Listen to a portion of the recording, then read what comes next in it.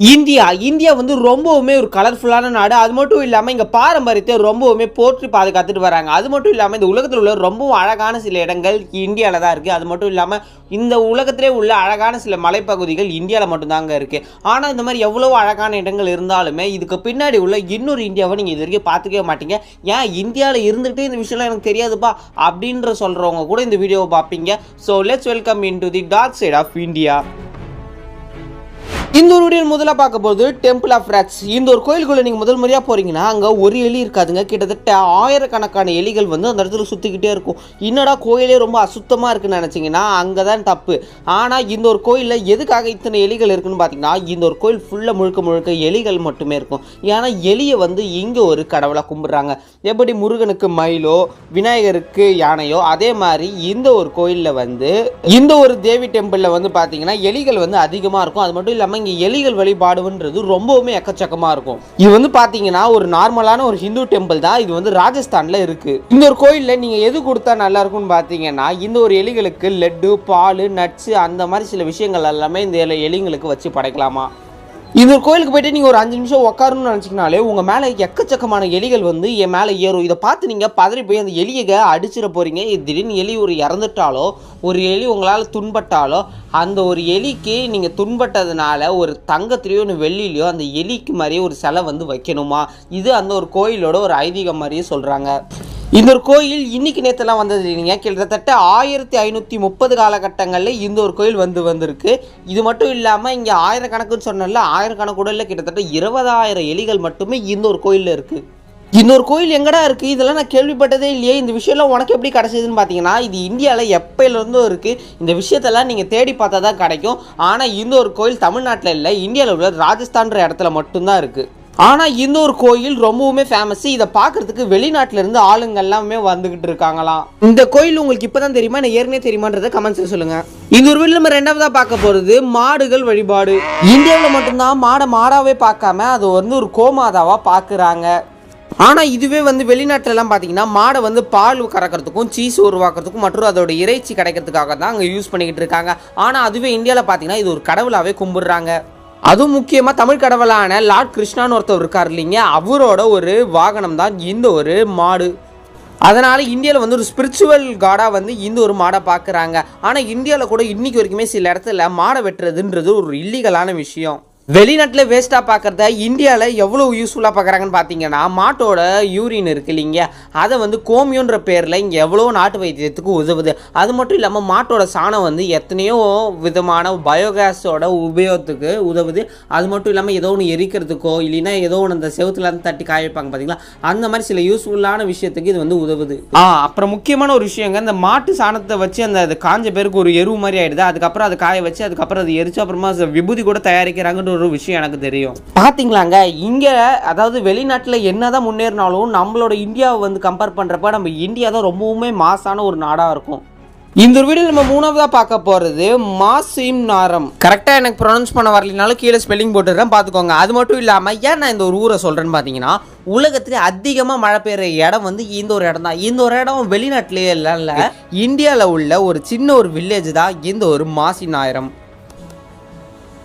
இந்த உலகத்தில் நிறைய மக்கள் திங்க் பண்ணுறது என்னென்னா இங்கிலாண்டில் தான் அதிகமாக மழை பெய்யுது, அதுக்கப்புறம் உலகத்தில் வேறு எங்கேயுமே பெய்யலன்னு பார்த்தீங்கன்னா ஆனால் இங்கிலாண்டே தாண்டின ஒரே ஒரு நாடு அது நம்ம இந்தியா தான். கின்னஸ் ரெக்கார்டே வாங்கியிருக்கு.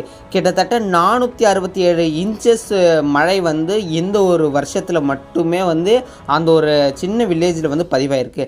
லண்டனில் பார்த்தீங்கன்னா 23 இன்ச், நியூயார்க்கில் 46.6 இன்ச். அதுவும் ஒரு வருஷத்தில் வந்து பார்த்தீங்கன்னா 1000 இன்ச்சஸ் ஆஃப் மழை நீர் வந்து தேங்கி இருக்கு. அதை கவுண்ட் பண்ணி தான் இங்கே கின்னஸ் ரெக்கார்டே இந்த ஒரு வில்லேஜுக்கு கொடுத்துருக்காங்க. இந்த ஒரு வில்லேஜ் வந்து பார்த்தீங்கன்னா நம்ம இந்தியாவில் தான் இருக்குது. இது வந்து ரெயின் கேபிட்டல் ஆஃப் எர்த்துன்னே சொல்கிறாங்க. அது மட்டும் இல்லாமல் இன்னொரு சுவாரஸ்யமான விஷயம் என்னென்னு பார்த்தீங்கன்னா இந்த ஒரு ஜூன் ஜூலை மாதத்துலலாம் வந்து பார்த்தீங்கன்னா ரொம்பவுமே மழை பெய்யறதுனால இவங்க நார்மலான அம்பர்லா மரத்தில் யூஸ் பண்ண மாட்டாங்க. அதுக்கு பதிலாக பேம்பூ லீஃப் அண்ட் பனானா லீஃபை யூஸ் பண்ணுவாங்க. ஏன் இதை யூஸ் பண்ணுறாங்கன்னு பார்த்தீங்கன்னா இது அவங்க மழையில் வேலை ஏதாவது செஞ்சுக்கிட்டு இருந்தாங்கன்னா அந்த நேரத்தில் அவங்க மழை அந்த கொடன்றது ஒன்று பிடிக்கவே தேவையில்லை, தானாகவே அவங்க முதுகுலேருந்து அதை பாதுகாக்கும். இந்த ஒரு வீடியோவில் நம்ம அடுத்ததாக பார்க்க போகிறது டெம்பிள் ஆஃப் ஹெவன். இந்தியா முழுக்கவே ஃபுல்லாகவே கோயில் நிறைந்த ஒரு நாடு. என்னதான் மற்ற நாட்டிலேயும் கோவில் இருந்தாலுமே இந்தியாவில் மட்டும்தான் அதிக கோவில் நிறைந்த ஒரு நாடாக பார்க்கப்படுது. என்னடா சொல்கிறேன், இதெல்லாம் எனக்கு தெரியவே தெரியாதுன்னு ரொம்ப ஆச்சரியப்பட்டீங்கன்னா இருங்க, இன்னும் நிறைய விஷயம் இருக்குது. கிட்டத்தட்ட 1.2 பில்லியன் இந்துஸ் இருக்கிற மொத்த உலகத்தில் கிட்டத்தட்ட 1.1 பில்லியன்ஸ் மட்டுமே இந்த ஒரு இந்தியாவில் இருக்காங்க. அது மட்டும் இல்லாமல் கிட்டத்தட்ட 94 குளோபல் இந்துஸ் பாப்புலேஷன் வந்து இந்தியாவில் தான் இருக்குது. அது மட்டும் இல்லாமல் இன்னொரு விஷயத்த பார்த்தீங்கன்னா இந்த உலகத்தில் இருக்கிறதுல மெஜாரிட்டி வந்து இந்தியா தான். அதில் இந்தியாவில் வந்து பார்த்தீங்கன்னா அதிகமாக கிட்டத்தட்ட இந்து டெம்பிள்ஸ் தான் அதிகமாக இருக்குன்றாங்க. கிட்டத்தட்ட 3 மில்லியன் ஆஃப் இந்து டெம்பிள்ஸ் மட்டுமே இந்தியாவில் இருக்குது. ஏன்டா அப்போ மாஸ்க்கு சர்ச்செல்லாம் இல்லையான்னு கேட்டிங்கன்னா அதுவும் இருக்குது. அதையும் மொத்தத்தையும் சேர்த்தா தான் நம்ம இதில் வந்து அதிகமான டெம்பிள்ஸ் வந்து இந்தியாவில் மட்டுமே இருக்குன்றத சொல்கிறாங்க. நான் இங்கே டெம்பிள் சொல்கிறது இந்து டெம்பிள் மட்டும் இல்லைங்க, மாஸ்க்கு சர்ச் எல்லாமே சேர்த்து தான் நான் சொல்கிறேன். அடுத்து நம்ம இந்த ஒரு வீடியோவில் பார்க்க போகிறது இந்த உலகத்திலே உள்ள மோஸ்ட் செக்யூர்டு ட்ரைப் எங்கே இருக்காங்கன்னு பார்த்தீங்கன்னா நம்ம நார்த்தில் உள்ள ஒரு சின்ன தீவில் தான் இருக்காங்க, அதுவும் இந்தியாவில் தான் இருக்காங்க. இது பெருமையானு கேட்டிங்கன்னா பெருமைன்னு சொல்ல முடியாது, ஆனால் one of the most secured tribe வந்து இந்த இடத்துல தான் வாழ்கிறாங்க. கிட்டத்தட்ட 60 வருஷம், கிட்டத்தட்ட 60 வருஷத்துக்கு மேலே வந்து இந்த ஒரு மக்கள் இங்கே தான் வாழ்கிறாங்க. அதாவது இவங்களுக்கு வந்து வெளி இடத்துலேருந்து இங்கே வந்து ஒரு சின்ன ஒரு இன்ட்ராக்ஷன் கூட கிடையாது. அதாவது இவங்கள்ட்ட கரண்ட் எதுவுமே இருக்காது. இப்போ வெளி மக்களோட இவங்க வந்து எதுவும் பேசவும் மாட்டாங்க. அவுட் சைட் வேர்ல்டில் என்ன நடக்குதுன்றதே இவங்களுக்கு தெரியாது.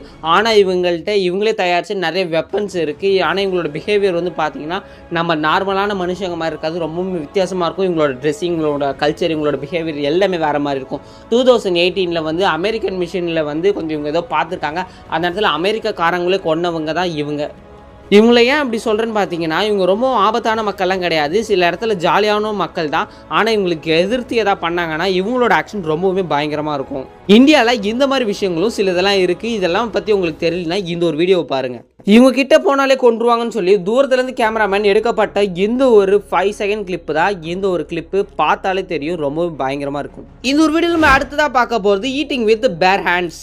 இங்கிலீஷில் சொல்கிறப்ப ரொம்ப சூப்பராக இருக்கும், ஆனால் தமிழில் வெறுங்கையால் சாப்பிட்றது. அதாவது வெறுங்கையால்ன்றது நம்ம எந்த ஸ்பூனோ ஃபோர்க்கோ ஏதோ ஒரு சாப்ஸ்டிக்கோ யூஸ் பண்ணாமல் நம்மளோட வெறும் 5 விரலால் சாப்பிட்றது. நீங்கள் ஒரு இந்தியனாக இருக்கீங்கன்றப்ப இந்த ஒரு 4 கையால், அதாவது 5 விரலால் யூஸ் பண்ணி சாப்பிட்றது எவ்வளோ டேஸ்ட்டாக இருக்கும். ஏன்னா நானுமே ஒரு இந்தியன் தான், நம்ம சாப்பிட்றப்ப அவ்வளோ அளவு நல்லாயிருக்கும். இதே நீங்கள் அந்த ஸ்போக்கோ ஸ்பூனோ சாப்ஸ்டிக்கோ யூஸ் பண்ணி சாப்பிட்றப்ப அது ஒரு ஃபீல் வராது. நம்மளோட 2 கையை எடுத்து இன்னும் ஒரு கையை எடுத்து நீங்கள் சாப்பிட்றப்ப அந்த தோசையை பிக்கிறப்ப அந்த சாதத்தை பிசைகிறப்ப ஒரு ஃபீல் வருமே, அது எப்பயுமே அந்த ஸ்பூன் சாப்பிட்றப்போ அந்த ஸ்போர்க் ஸ்பூனில் நூடுல்ஸ் சாப்பிட்றப்போ வரவே வராது. என்னதான் ஹைஜீன் போனாலுமே இது வந்து ஹைஜீனுக்கு கரெக்டானு கேட்டிங்கன்னா ஹைஜீனுக்கு வந்து கொஞ்சம் லெவல் கம்மி தான். ஆனால் இருந்தாலுமே நம்ம இந்தியாவோட பாரம்பரியமான முறை நல்ல வாழை இலையில் போட்டு சுட சுட சாம்பாரை ஊற்றி நல்ல கையால் பிசைஞ்சு அதை எடுத்து வாழை வைக்கிறப்ப அந்த ஒரு டேஸ்ட் இருக்கே வேறு லெவலாக இருக்கும். இதே நான் சொல்கிறேன்னு பார்த்தீங்கன்னா இந்தியாவில் மட்டும்தான் இந்த ஒரு பழக்கம் இருக்குது. இதே நீங்கள் வெளிநாட்டில் போனீங்கன்னா ரைஸ் கிடைக்கிறதே ரொம்பவும் கஷ்டமாக இருக்கும். அது மட்டும் இல்லாமல் நீங்கள் ஸ்பூனில் இன்னும் ஃபோர்க்கில் வச்சு சாப்பிட்ற மாதிரி ஒரு கண்டிஷன் வரும். இந்த ஒரு வீடியோவில் நம்ம அடுத்ததாக பார்க்க போகிறது வில்லேஜ் வித் நோ டோர்ஸ். என்னடா சொல்கிற அப்படின்னு கேட்டிங்கன்னா ஆமாங்க, இந்தியாவில் உள்ள இந்த ஒரு கிராமத்தில் மட்டும் எந்த ஒரு வீட்டுக்குமே கதவே கிடையாது. ஆமாங்க, இந்த ஒரு வில்லேஜ் வந்து மகாராஷ்டிராவில் தான் இருக்குது. என்ன தான் டெக்னாலஜிஸ் எவ்வளோ வளர்ந்தாலும் அவங்களோட குலதெய்வத்தை மட்டும் நம்பியே நம்மளோட குலதெய்வம் காப்பாற்றிடுவாங்கன்னு சொல்லியே இந்த ஒரு கிராமத்தில் எந்த ஒரு வீட்டுக்குமே கதவுன்றது ஒன்று கிடையவே கிடையாது.